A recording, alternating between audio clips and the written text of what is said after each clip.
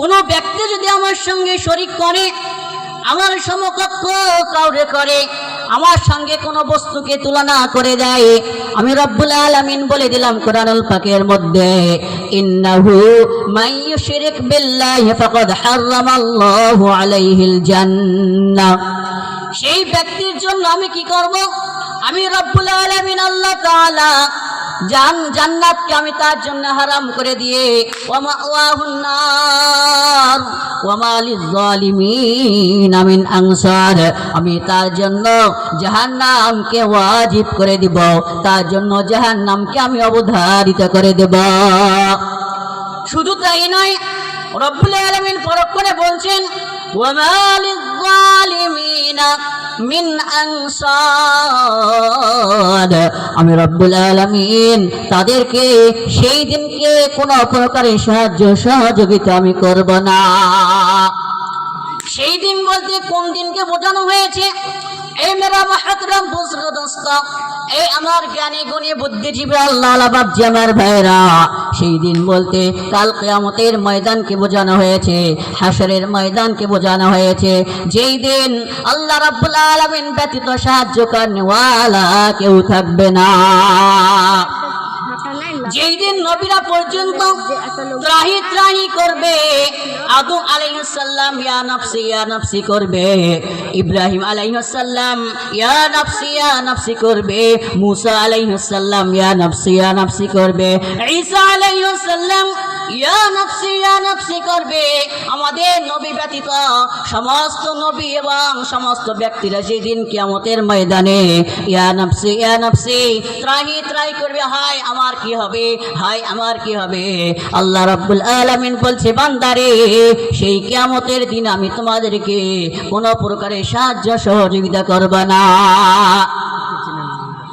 এই মেরা মুহতারাম মুসলিম দোস্ত, সেই কিয়ামতের ময়দানের মধ্যে আপনি আপনার মার কাছে যাবেন, আপনার মা আপনাকে চিনতে পাবে না। আপনি আপনার ছেলের কাছে যাবেন, আপনার ছেলে আপনাকে চিনতে পাবে না। আপনি আপনার পাড়া প্রতিবেশীর কাছে যাবেন, আপনার পাড়া প্রতিবেশী আপনাকে চিনতে পাবে না।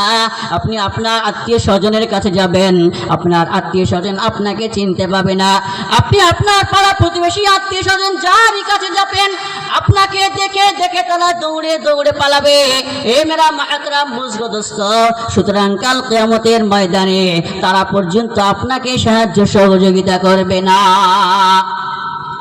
যেই জনম দখনি মা আপনাকে 10 মাস 10 দিন পেটের মধ্যে ধরেছে, 10 মাস 10 দিন পেটের মধ্যে ধরার পরে কত কষ্ট করেছে। আমি যখন পেটের মধ্যে ছিলাম, পেটের মধ্যে থাকার পরে মা যখন খেতে বসেছে, আমি কখনো লাথি মেরেছি, মা খেতে পারে নাই, কান্না করতে করতে উঠে পড়েছি, খেতে পারে নাই, ভাতটুকু রেখে দিয়েছে, মা এপাশ থেকে ওপাশ করেছে। এই মেরা মুহতারাম বুজুর্গ দোস্ত, আমি দুনিয়ার মধ্যে জন্মভূমিষ্ঠ হওয়ার পরে, দুনিয়ার মধ্যে আসার পরে, যখন সেই শীতের রাত্রির মধ্যে বিছানার মধ্যে আমরা শুয়ে থাকি, এই পাশে প্রস্রাব করে দিয়েছি, মা এই পাশে আমাদেরকে শায়িত করে নিয়েছেন, এই পাশে প্রস্রাব করে দিয়েছি, মা আমাদেরকে বুকের মধ্যে জড়িয়ে নিয়েছেন।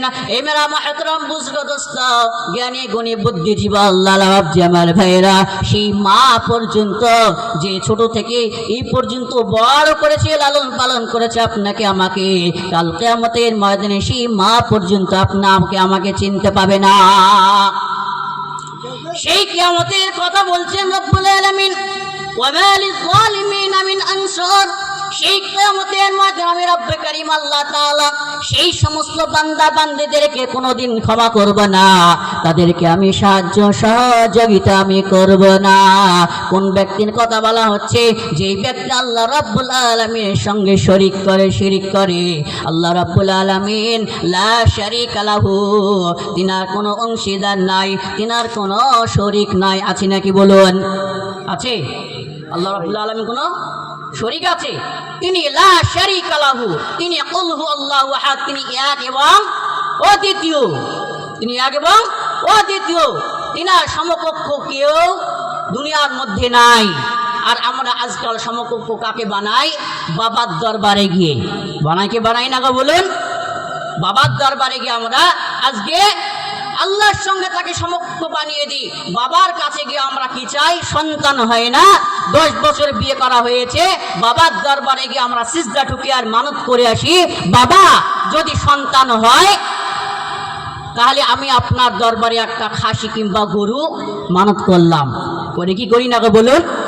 সেই সমস্ত ব্যক্তি হচ্ছে মূর্খ অজ্ঞ। কি বলুন? সেই সমস্ত ব্যক্তি মূর্খ অজ্ঞ। এই জন্যই বলি যে রব্বুল আলামিন কোরআনুল পাকের মধ্যে সূরা জুমারের 9 নম্বর আয়াতের মধ্যে বলছেন, কুল হাল ইয়াস্তাবিল লাযীনা ইয়ালামুনা ওয়াল লাযীনা লা ইয়ালামুন ইন্নামা ইয়াতাযাক্কারু উলুল আলবাব। যাহারা জানে এবং যাহারা জানে না তারা কি সমকক্ষ হতে পারে, সমান হতে পারে বলুন? যারা জানে এবং যারা জানে না তারা কি সমান?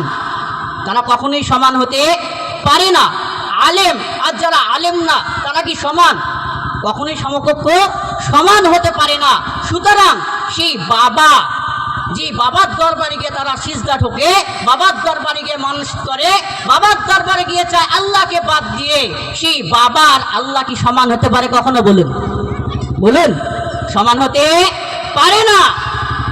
এই যারা বাবার দরবারে গিয়ে যারা বাবার মুরিদগুলো আছে, যে সমস্ত পীর সাহেবের মুরিদরা আছে, তারা যদি মনে করে আমি মাজারে গেলে পাবো, আমি আল্লাহকে বাদ দিয়ে মাজারে গেলে পাবো, তাহলে আমি তাদের জন্য বলতে চাই যে আল্লাহ রাব্বুল আলামিন যে পাতাল থেকে পানি ওঠে সেই পানিও তো পানি, আর আপনার বাবা যেটা প্রস্রাব করে সেটাও তো পানি। তাহলে আপনি আল্লাহর দেওয়া পানি কেন খান? তাহলে আপনার বাবার প্রস্রাব খেয়ে আপনি বেঁচে থাকুন দুনিয়ার মধ্যে। কথা তাই তো নাকি? আল্লাহর দেওয়াটাও তো পানি, সেটাও তো পানি। তাহলে আপনি এইটা বাদ দিয়ে সেই পানিটাকে কেন খান? আপনি বলবেন হুজুর সেইটা খেলে কি বাঁচা যাবে? কেন বাঁচা যাবে না? আপনি বাবার দরবারে গিয়ে যদি চাইতে পারেন, সে বাবার প্রস্রাব খেয়ে আপনি বাঁচতে পারবেন না কেন বলুন? দরকার আছে তো তাহলে। মেরা মাহতারাম বুজুর্গ দোস্ত, আর যদি বলেন হুজুর পানি না খেলে বাঁচা যাবে না, তাহলে আপনি বাবার দরবারে গিয়ে চান কেন? তাহলে আপনি আল্লাহর কাছে চান না কেন? সুতরাং আমাদেরকে কার কাছে চাইতে হবে? আল্লাহ রাব্বুল আলামিনের কাছে আমাদেরকে চাইতে হবে। রব্বুল আলামিন পরক্ষণে বলছেন, ইন্নামা ইয়াতাযাক্কারু উলুল আলবাব। যারা জ্ঞানী ব্যক্তি তারাই একমাত্র উপদেশকে গ্রহণ করবে, তারাই জ্ঞানকে শ্রবণ করবে, তারাই একমাত্র জ্ঞান নেবে। সুতরাং মেরা মাহতারাম বুজুর্গ দোস্ত, আমাদেরকে শিরিক করা যাবে না। এবারে মাহতারাম বুজুর্গ দোস্ত, এই আমার জ্ঞানী গুণী বুদ্ধিজীবী আল্লাহ বাপজি আমার ভাইয়েরা, আল্লাহ নবী সাল্লাল্লাহু তাআলা আলাইহি ওয়াসাল্লাম বলেন, জাবের রাদিয়াল্লাহু তাআলা থেকে বর্ণিত,